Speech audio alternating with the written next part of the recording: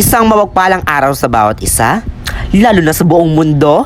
Saan lupalok man kayo napadpad, nandito pa rin ang inyong vlogger na si Bello. Ako nga pala si Bello, ang vlogger ng Pasong Putik at Maligaya High School. If you're not ready, please ready to me. Today is a New Year Day. Gogorables ang bacons papuntang Maligaya High School. Dalach-dalach nila ang kanilang Pilipiniana at barong.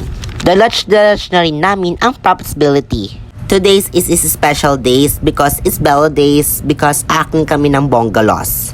Today is nahihirapan sa ang mga Bitcoinians Gen Z na magdalach ng kanilang bitbit sa buhay. Hashtag nahihirapan. Pero sabi ses ko sa mga Bitcoinians, kung kaya ko rin, kaya rin nila. The payong is so alarming. Alarm crack. So hashtag ability, malapit na kami sa dagat says ability. All rights, women rights, people rights, father rights, mother rights, daughter rights. Nakapasok na ang bacons Gen Z at so many people look me. Lahat sila nakatingin sa akin.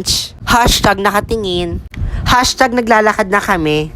Muntik na siya magdalach ng Pilipiniana si Velocities. Hashtag may nag-hi sa akin. So let's go, baso.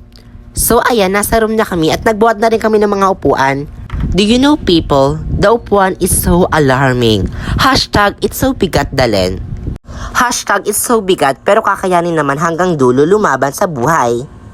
Okay, right, so let's go at magbihis na tayo ng costume says ability. Alright, so let's go. So dahil nahihirapan nga si Velocity, nagpatulong ako sa ibang estudyante na bitbitin yung iba kong dalang props.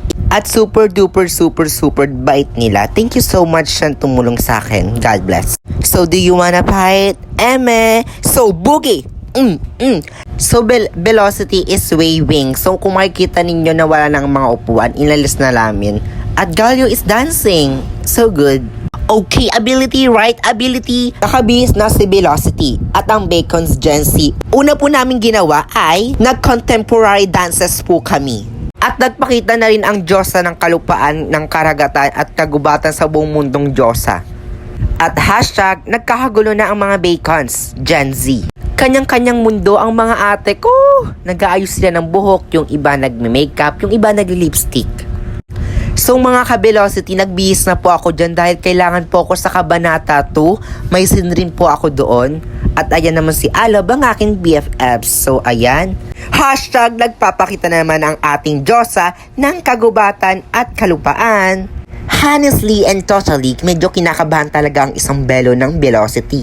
So mga kabelo, sa totoo lang talaga, kinakabahan talaga ang isang Velocity.